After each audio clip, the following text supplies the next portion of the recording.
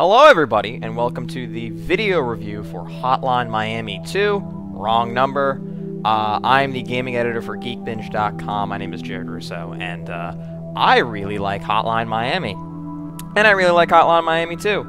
And I figured I would just do a video review only because this game is sort of unique in that it sort of begs me to do a video review and not a written review. Only because, you know, it's the digital age. I can show you what this game looks like, and I can let you listen to what the game sounds like, which really gives you a better sense of what this game is trying to portray in terms of its aesthetics and its soundtrack and its you know, it's like ambiance, like everything this game has to offer with its style.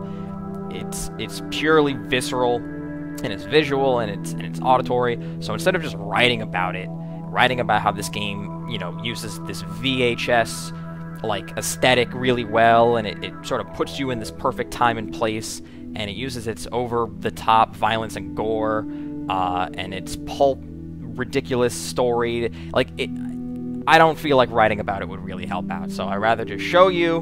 Right now, you're seeing the President of the United States. There's a little official seal. I guess this is a congressional hearing.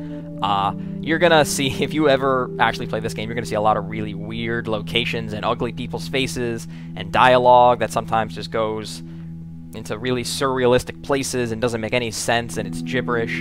And there's lots of main characters, and they sometimes don't interact, but sometimes they intersect, and it bounces all over the place between different time periods. It is a weird mix, this game's story. It's a weird mix between Harmony Korine's Spring Breakers and a Robert Altman film, like Shortcuts. It just jumps and bounces, and, you know, it sort of like parallels people's perspectives and their storylines, and then it just adds in like really weird horror elements and just you know, like dream sequences and just like messed up imagery, and it's very pulpy. I'm not sure if I'm supposed to take it seriously, but it sort of, I guess, makes you feel a little bit better that all the violence and the killing that's going on is being done by dirty cops and serial killers and people who are fans of serial killers and all sorts of other wacky nonsense. You know, it's not like innocent people are being harmed. They're all criminals and drug dealers and evil people. But I'm not really sure that's why you're watching this. You know, I feel like if you're watching this, you have either played Hotline Miami 1 or 2, already purchased it, you already made your decision, because it's coming up a week after the game came out.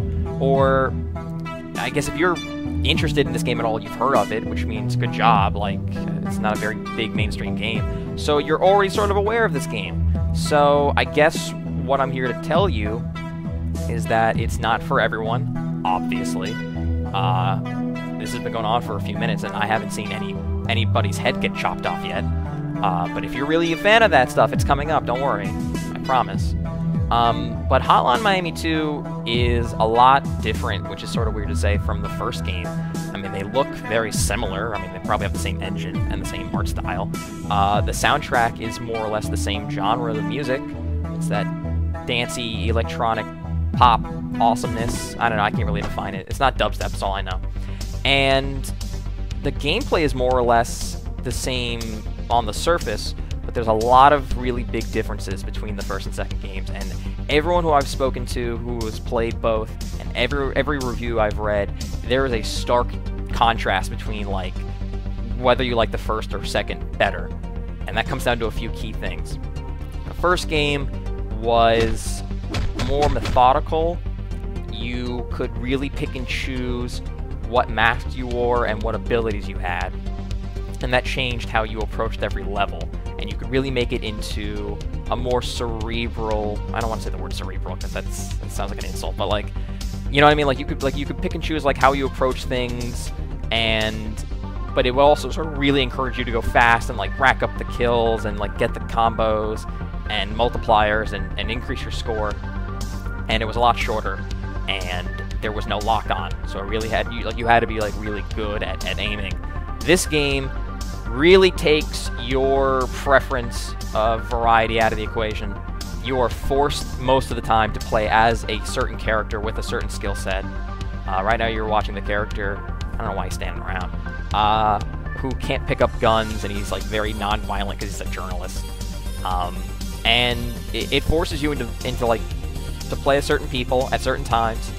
Sometimes you get a choice if you're playing as like the group of fans who liked the first game's killer and they sort of want to imitate them. But there's not a lot of masks. It's really only between 4, and you unlock them. So it's actually like it really takes a while for you to be able to pick and choose like what mask. But that again is not most of the time. Most of the time you're just playing as somebody who they force you to play as, and you got to figure out how to play as them. And the maps are way bigger. Some people say that the level design is quote-unquote worse. I don't think that's the case. They sort of balance it out because you get a lock-on now, which is so helpful. You have no idea how helpful it is. Because you can't see all the way up unless you sort of have to, like, risk it. Which there's some trial and error in terms of, like, where the enemies are. Sometimes they're randomly generated. They walk around.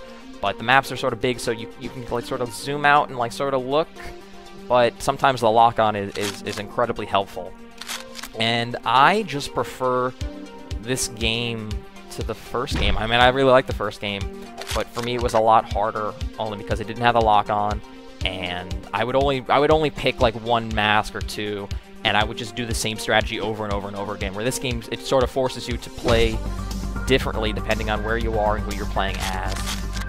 Some people are more melee-based, some people are more shooting-based, some people are more stealth-based. Some are more just like weird finesse, like there's sort of the dodge roll you get early on.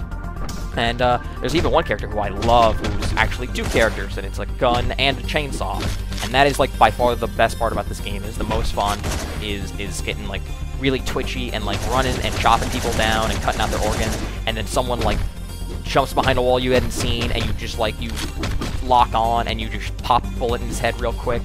Or you get a dog that's like chasing after you they're really quick, those fucking dogs.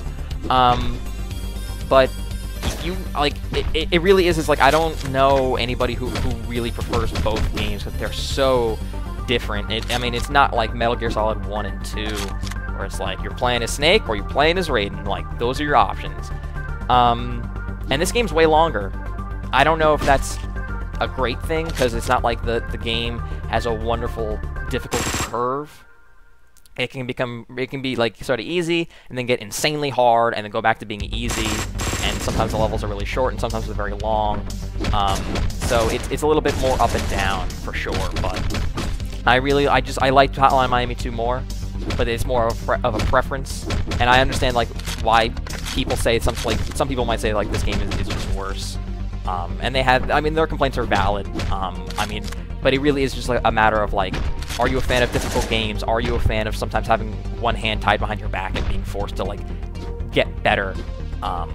You know, I mean, it just depends. Like this game is not for everybody, even fans of the first Hotline Miami. But there is more of the game. There's way more levels. There's way more characters. There's way more masks. There's way more music. And God, the music is so goddamn good. I actually picked this level in particular because I really like the sort of like guy who can't murder anybody, and he like takes apart the guns and like, you know, empties all the ammo out. And this song is my favorite so far in the game, I think. I mean, I haven't listened to everything over a few times to really, I think this might be my favorite song. But I don't know, this game, it's on Vita. I haven't played it on Vita. It's on PS4. I played it on the PC with an Xbox One controller.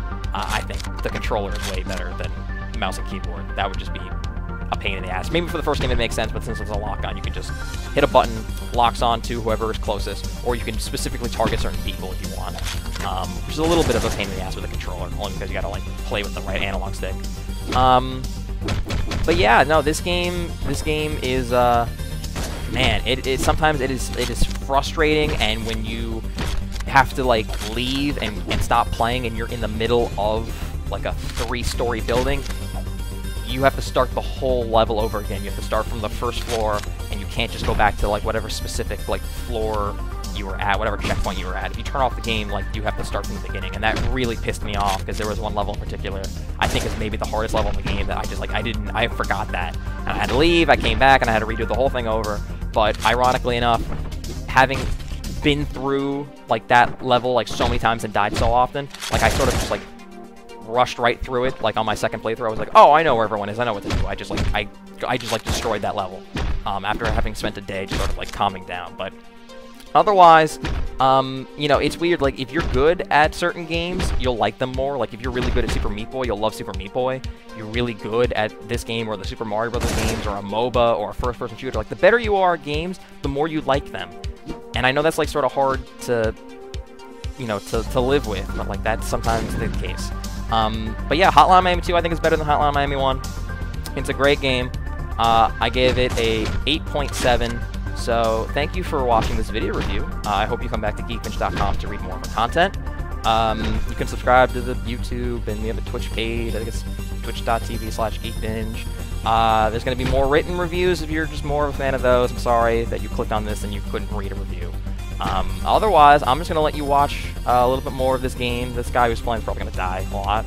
And that's about it. So go pick it up. Thank you, and I'll see you next time.